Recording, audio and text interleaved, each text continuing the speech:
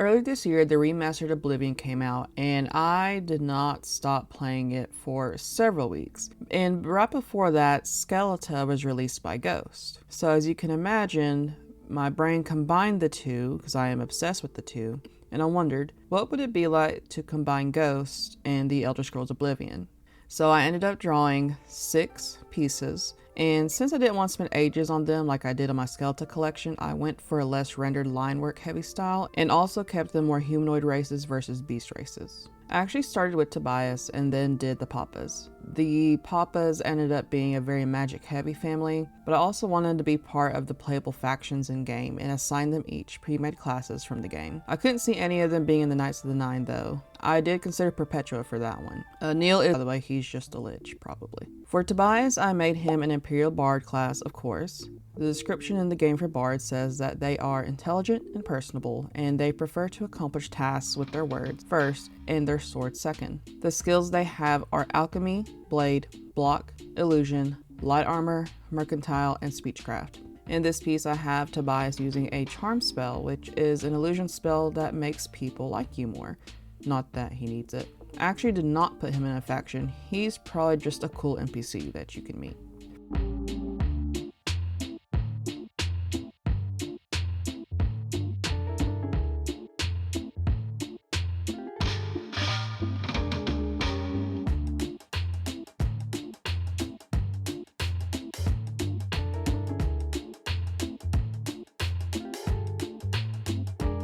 For Papa 1, or Primo as the fandom calls him, he is a member of the Fighters Guild and is a Nord battle mage. Battle mages are able to resolve most conflicts with either spell or sword. They are a deadly mix of scholar and soldier. Their main skills are Alchemy, Alteration, Blade, Blunt, Conjuration, Destruction, and Mysticism. I thought Daedric armor would suit him, and he is casting a Frost spell. This armor made me glad that I went for a less rendered approach.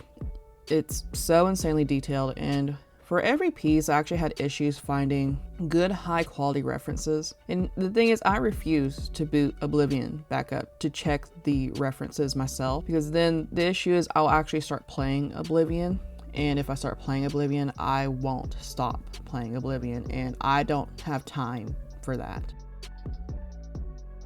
Papa 2, or Secundo, I see him as the tallest brother, if he weren't actually just being played by Tobias. And so he is an Altimer, and he is a Nightblade in the Dark Brotherhood, which I think suits his personality. I didn't make him a listener or a member of the Black Hand because I thought the shrouded armor was more interesting than the black robes that the members of the Black Hand use. I figured he'd be more interested in the actual murder aspect than listening to the Night Mother. Nightblades are described as spells and shadows being their friends. By darkness they move with haste, casting magic to benefit their circumstances. His skills are Acrobatics, Alteration, Athletics, Blade, Destruction, Light Armor, and Restoration. I have him casting a Shock spell, and also he is holding Mehrunes Razor. Don't ask me how he got it. Don't ask him either.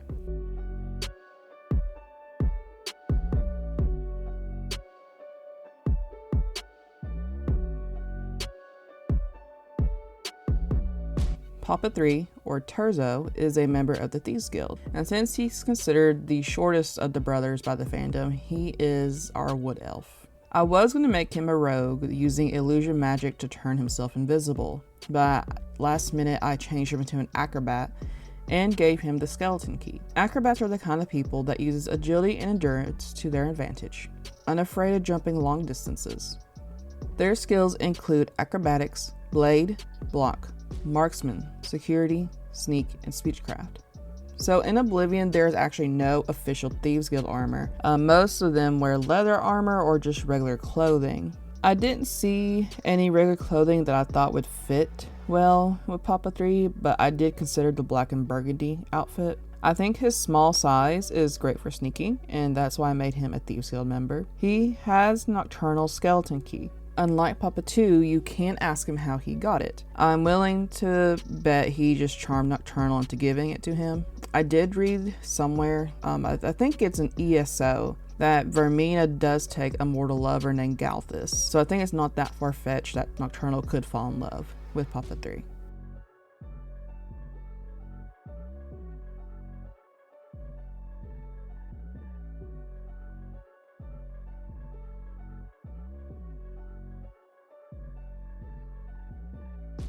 I debated a lot with Copia and Perpetua. I could see them both as Hero Kvach, and I also considered making them Dukes of Mania and Dementia. In the end, Copia is the Archmage over the Mages Guild. Since he is now Frater and head of the clergy, he is the only brother to be head of his own guild. But the Archmage robes are blue in game, so I changed them to be red like his cardinal robes. I didn't want to make them black because that's more aligned with the Necromancers in the Mages Guild's questline, and also more in line with the Dark Brotherhood. I know there are red silk robes in game, but I wanted to have the Archmage robes, and I really hope that he is not going to be confused for a Mythic Dawn agent. Copia is a Breton witch hunter. Swift on foot and clever with spells, witch hunters use distance as their ally. Slower adversaries are fodder for their arrows. His skills are alchemy, athletics, conjuration, destruction, marksman, mysticism, and security.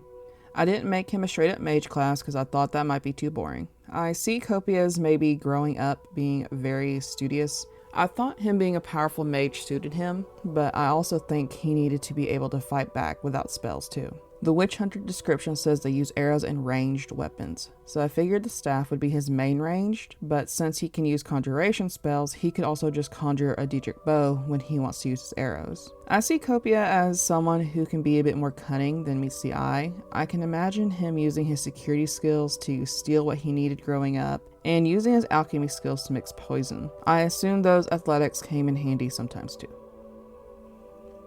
Perpetua is our hero Kvach.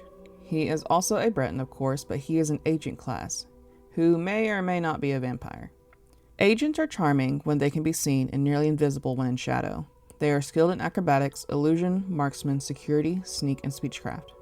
I opted to keep his actual mask for this.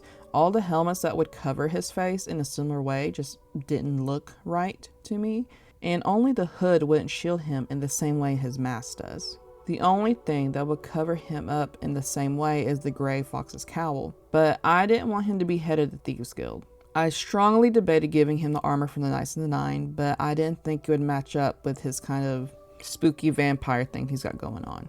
Though it would be cool to have a vampire as a Knight of the Nine. The only purple attire is from the Shivering Isles, and they didn't really match the vibe I wanted for him. Though I really wish it did, because I think it would be cool that Copia's twin wasn't known about because he was in the Isles the whole time. That would be a cool angle. Because Perpetua is the current Papa, and I'm out of factions, he gets the title of Champion of Cyrodiil. And that means he gets the Imperial Dragon armor. Also, the hero Kvach in-game, you really don't know anything about their background. They just kind of show up in a prison and start doing crazy stuff. Actually, when I think about it, Perpetua's story could be very similar to Martin's. Some stranger shows up to Kvach and tells Martin, hey, you're the Emperor's last son and now you have to take over as Emperor and stop the Oblivion crisis. Perpetua is doing whatever, I assume, and suddenly he's brought in as the new Papa and frontman of Ghosts because he's the other secret son of Papa Neil and Copia's twin.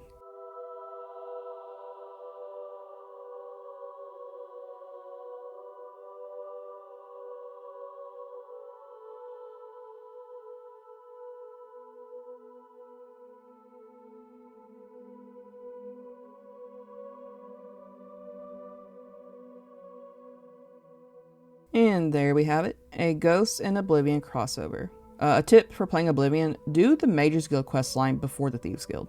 You can just walk right into the Archmage's tower and steal your own staff. My recent playthrough went Arena, Mages Guild, then the main quest and Fighters Guild kind of together. Then I did the Thieves Guild and went to get Mehrunes Razor after. Then I kind of just messed around the Shivering Isles before stopping to do the Dark Brotherhood. Then I finished the Shivering Isles and completed my whole playthrough with the Knights of the Nine. And yes, I did do all the side quests except getting the 100 Nern route. I have done that quest every playthrough since the original Oblivion came out, and I will not be doing it again. Anyway, I have some personal stuff to work on, but I do have plans to make Ghost 2026 Valentines. So stay tuned. Thanks for watching, and I'll catch y'all later.